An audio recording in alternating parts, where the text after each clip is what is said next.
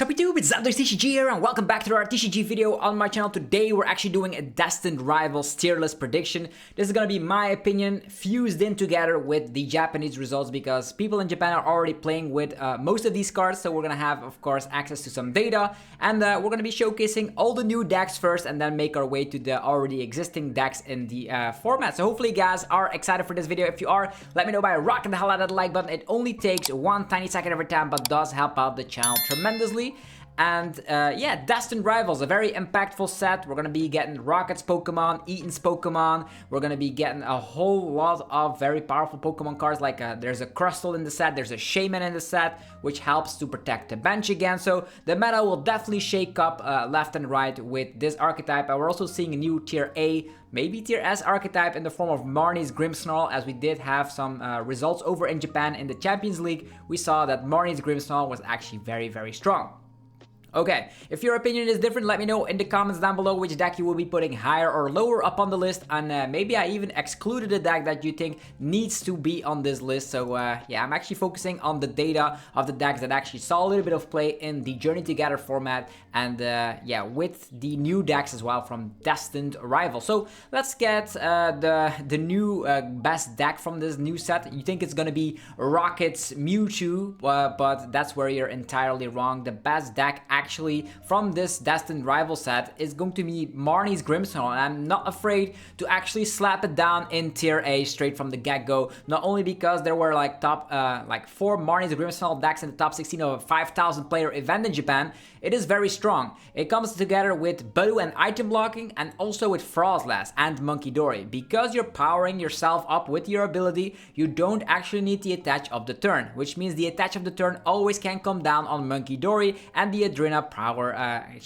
Brain ability, allowing you to transfer damage from your side of the field to the opponent. And because you're playing Frostlass, you do damage yourself, your Munkidori gets damaged, your Grimmsnarl also comes back with an ability, gets damaged, and if you're not one-shotted, you can transfer all that damage instantly onto the opponent, and it also comes back with an attack, slapping 180 damage output, and you're actually slapping 30 damage to the bench.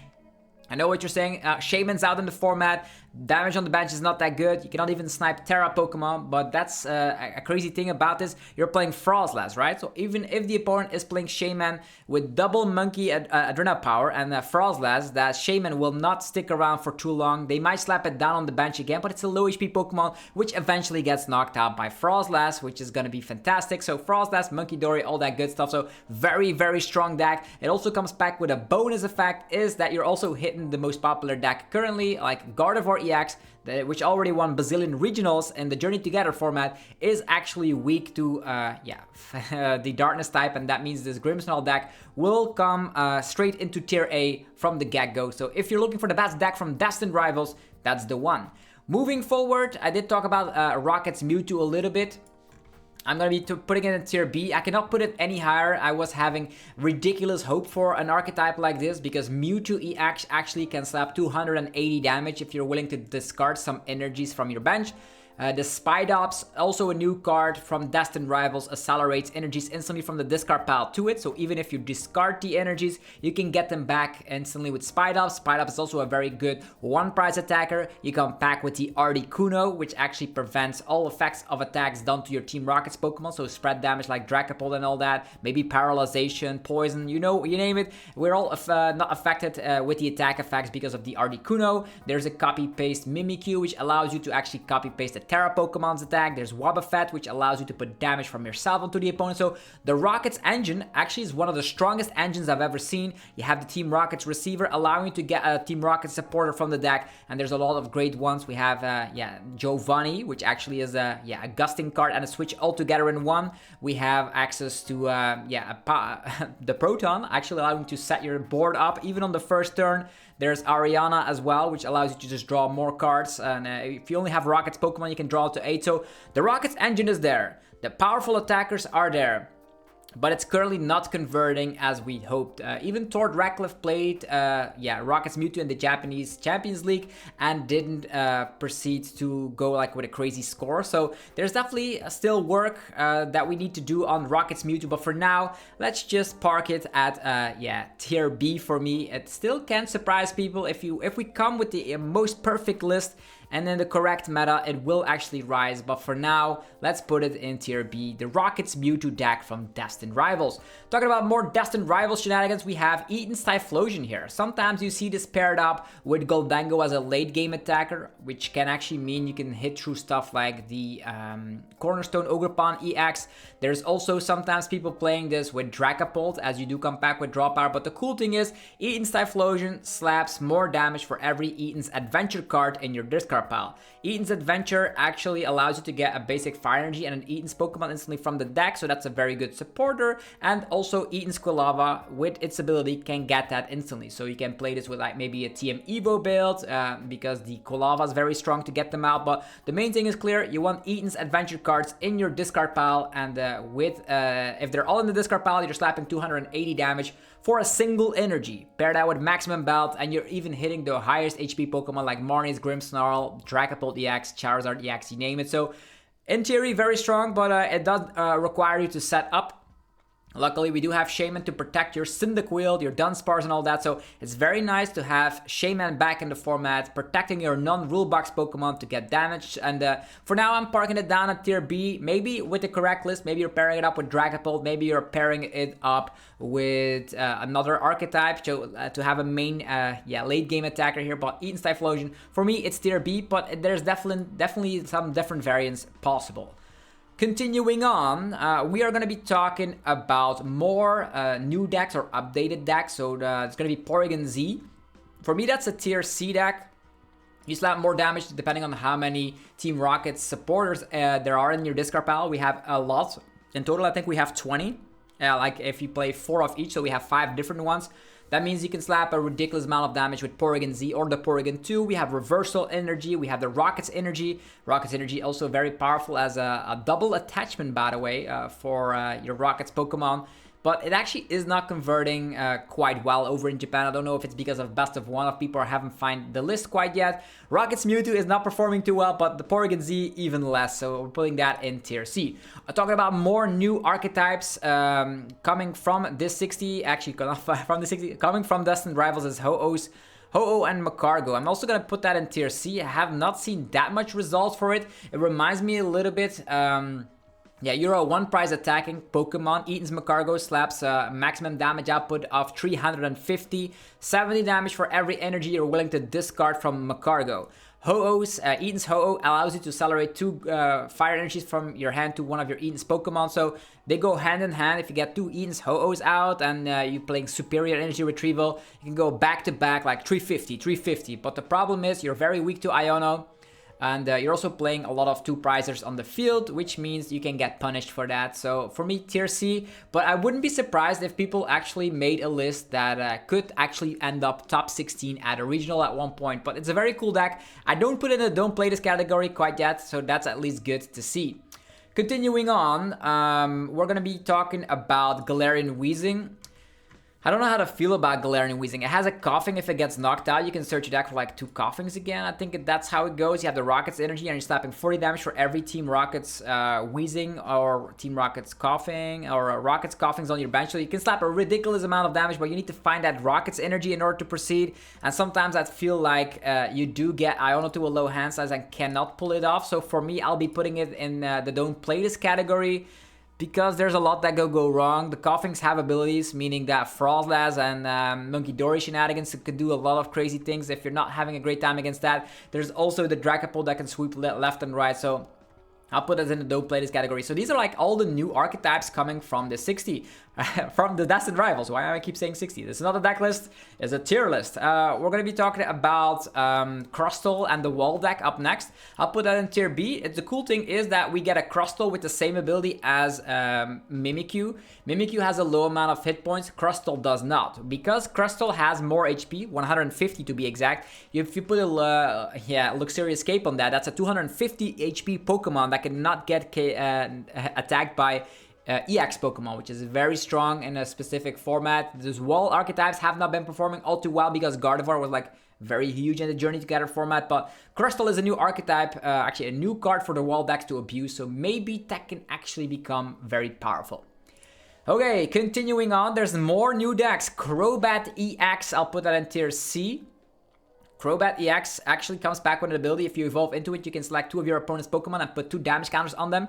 You also have the Sneaky Bite Golbat doing the exact same thing, but you can only select 1 Pokemon. So you're going to be playing this with the Team Rocket's energy. That means you can actually put the Crobat and all the Pokemon back in the hand, discard all the rest of the cards, but you're attacking with Crobat, you get everything back, you evolve everything again, you snipe a lot of damage, you have access to the Spidops, which can also attack at one point, so a very interesting deck, but it is tier C because you're spreading a lot of damage, but I think Marnie's Grimssnarl does it better, Dragapult EX does it better, so yeah, you're a little bit lackluster. You also need to evolve from time to time to your Golbats to get it off, so I'll put it in tier C for now. Another new deck here, Garchomp.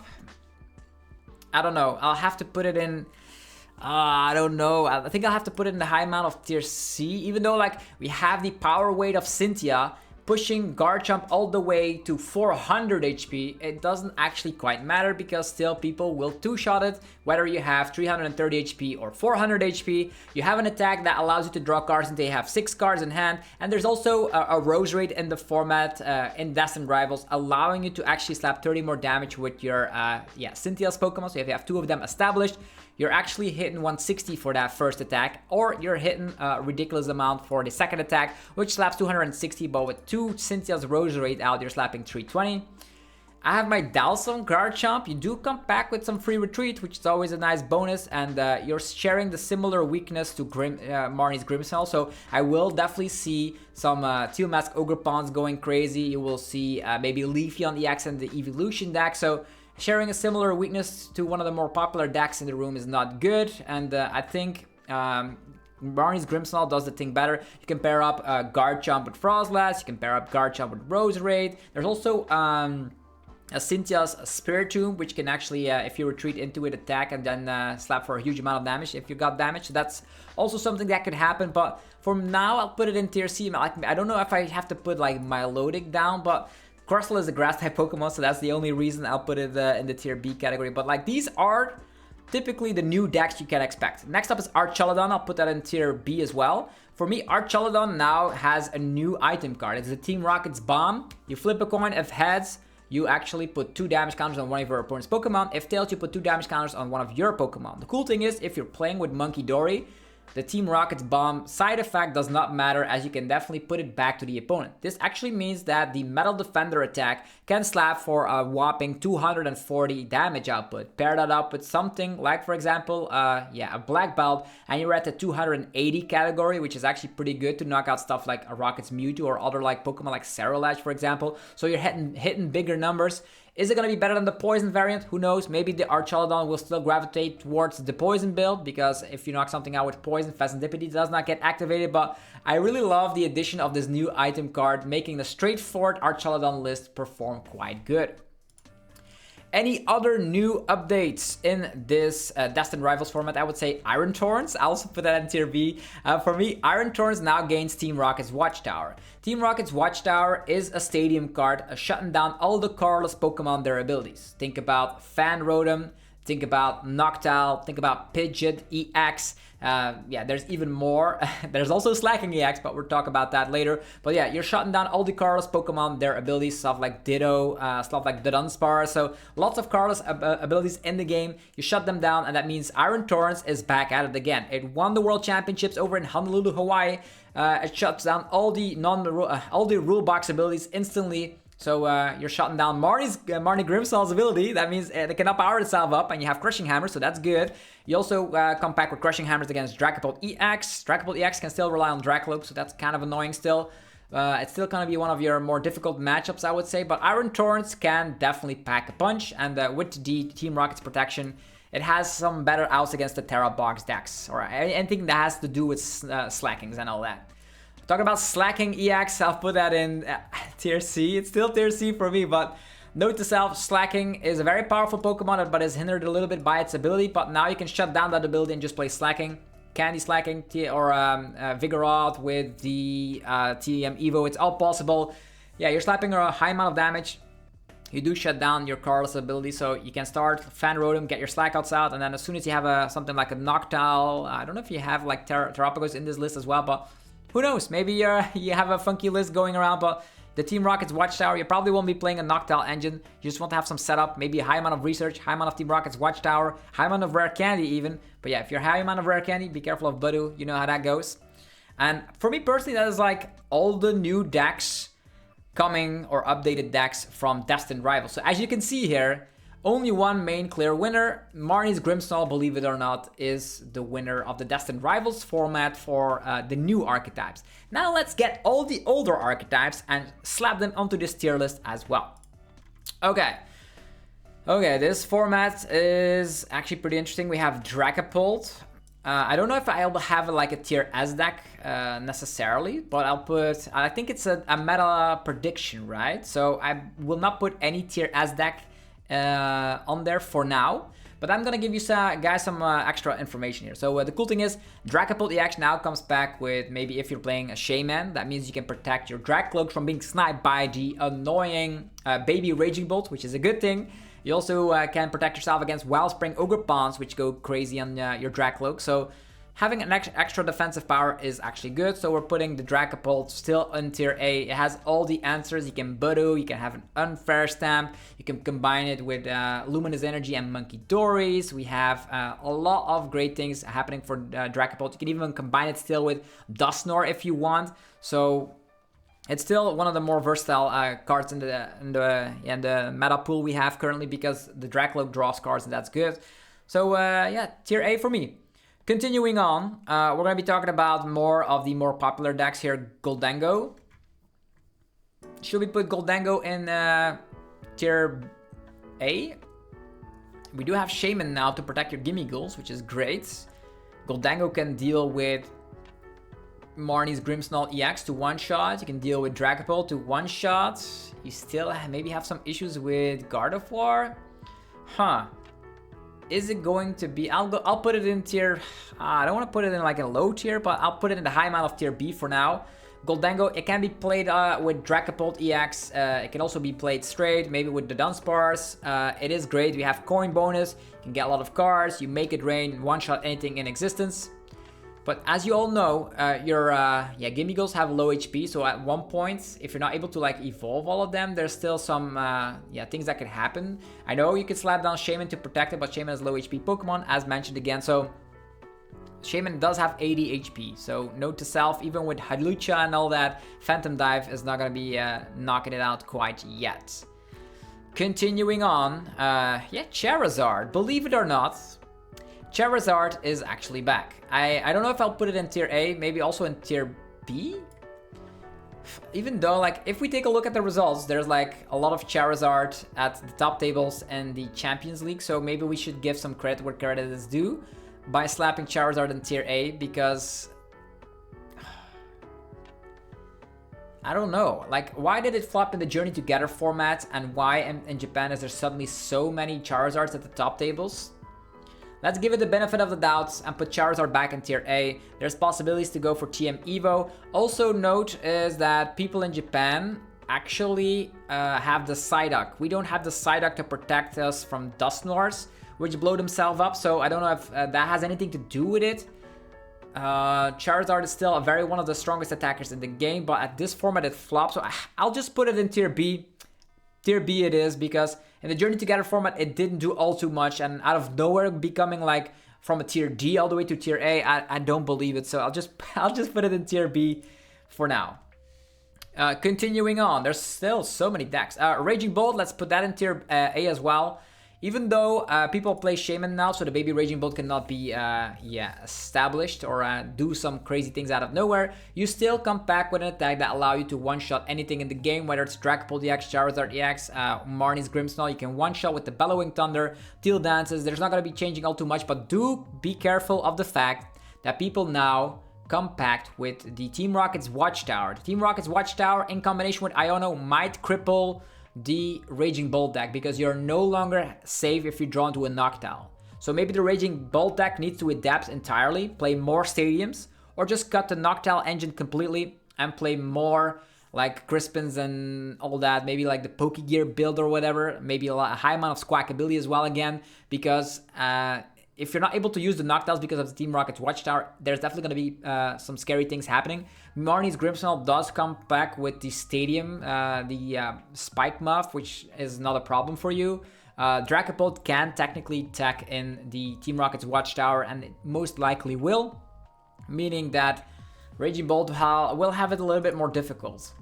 Okay, continuing on. So many decks to choose from. Let's talk about Slowking. Don't play this. The reason why you don't have to play Slowking now anymore is that even though you... Oh, I have Shaman. I protect my bench like your Current plays, which you use against against most of the archetypes you want to win against. It's not going to work anymore because they have Shaman. So Dragapult will be playing Shaman, Gardevoir will be playing Shaman, so there is technically no escape right there. Alright, at this point, there's still more to choose from. I think we have... I guess I have to add some images here because I currently do not see Gardevoir quite yet, but we're going to be talking about Gardevoir soon. Okay. First of all, let's talk about the Roaring Moon deck. Yeah, nothing has changed too much here. Team Grimmsnarl shenanigans. Just put it in tier C. It's a great deck, but it's not overwhelming for me. And Zoroark EX will also be put down a tier just because of the fact that Shaman exists. That means your Darmanitan, the Flame Body Cannon, is actually pretty bad. That means that you're not able to actually prey upon the low HP Pokemon, Dracloaks, Dreepies, Curlias, and all that. If they slap down Shaman, it's over. I think this deck doesn't have the versatility anymore, so maybe the don't play this category is better, but it's still going to be a deck. If they don't find Shaman in time, you're still going to be okay, so let's give it a benefit of the doubt and put it in tier C. Joltik Box will have to maybe play, although if they set up Frostlass, the Marnie's Grimmsnarl, yeah, don't worry about it. You have Iron Leaves. Iron Leaves is good, so let's put it in the high amount of tier B. Joltik Box is a strong deck. You come back with like the Galvantula and the Iron Leaves, which can deal with Marnie's Grimmsnarl. You still come back with Iron Hands and Lily's Clefairy to deal with Dragapult, and Raging Bull is still one of your more difficult matchups, and that's still popular. But I think Joltik Box, I played it at the Utrecht Special Event, got day 2 with it, so Joltik Box, it does feel nice. It's a very clean, lean deck, and you have all your options available. If you want to attack against Gardevoir, you can get the Vitality Band in. Safety Goggles if you want to be attacking against Raging Bolt and the Slitherwing. It is all possible like that. Continuing on, Hydreigon, don't play this. Same weakness as Grimmsnarl, so people will pack in some Grass Power, and also people have Shaman, so yeah, your Hydreigon's not going to be doing too much anymore. Then we have EV Box, tier B.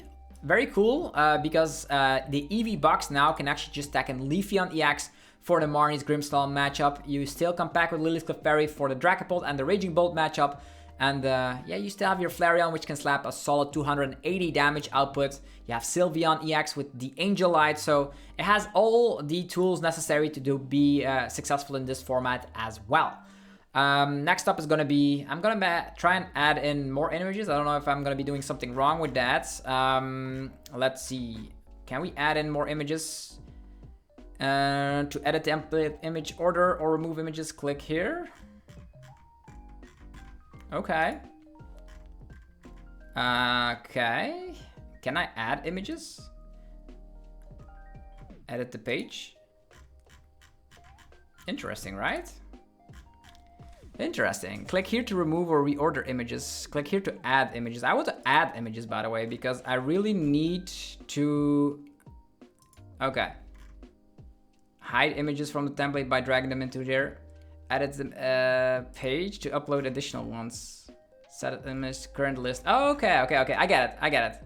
We need to add in Gardevoir. Okay. That will be not an issue. Gardevoir is still one of the most played decks. Even after rotation happened, it is still a very, very solid archetype. And we're going to be adding it in right now. Okay, cool. Submit. Now Gardevoir has been included in the list, so we can actually talk about it. So Gardevoir EX, let's put it in tier A as well. It now gains protection with the Shaman, so you can now slap down your rolls without being worried about the fact that, yeah, they're gonna get sniped away by Baby Raging Bolt, for example. The cool thing now is, yeah, you can use it as your defense, but people can use it against you as well. If you want to go for crazy Scream Tail plays, You can actually be, if you're the opponent of Gardevoir, you can actually slap down your Shaman and be protected against Screamtail, which is actually super good. But it's still going to be a tier A deck moving forward. Although, you have to worry about Marnie's Grimmsnarl, which is a very, very bad matchup. I don't know if you take a look at the results from the team, the Destined Rivals format here in this Champions League here. But there were still Gardevoir, and there were still 2 Gardevoirs in there. So we're gonna have to put it in tier A. Gardevoir, as long as it's legal, will be definitely one of the strongest decks out there. Zacian loses, Shaman is around, so let's just put it in the don't play this category. It is not good in the Journey Together format. Hasn't seen all the results too much, and now with Shaman formats additionally, it's not gonna be good.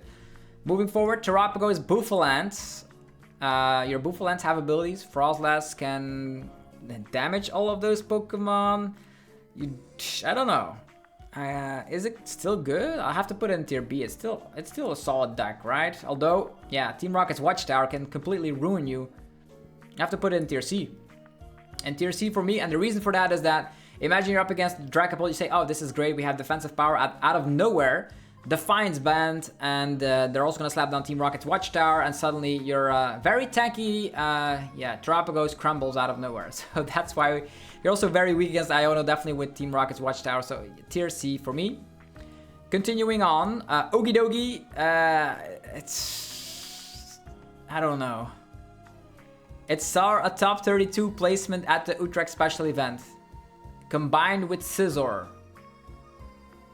I'll have to put it in tier C. Like, it's on the same category as a Porygon-Z deck for me.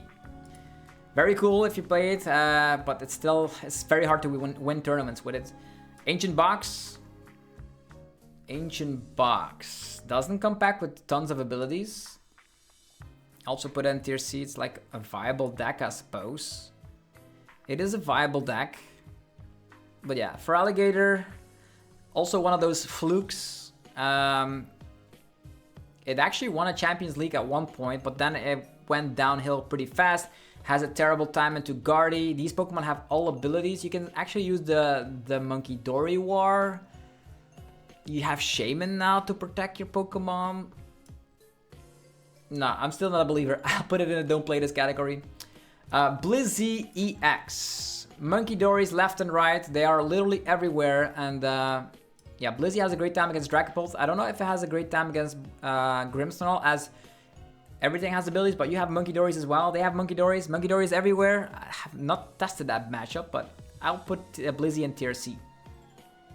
Okay. Maybe this looks a little bit better, right? Okay.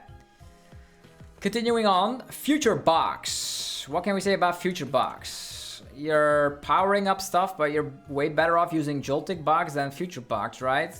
Unless you're playing Heavy Baton. The problem is your Iron Crowns are weak to Darkness, being preyed upon by Marnie's Grimmsnarl.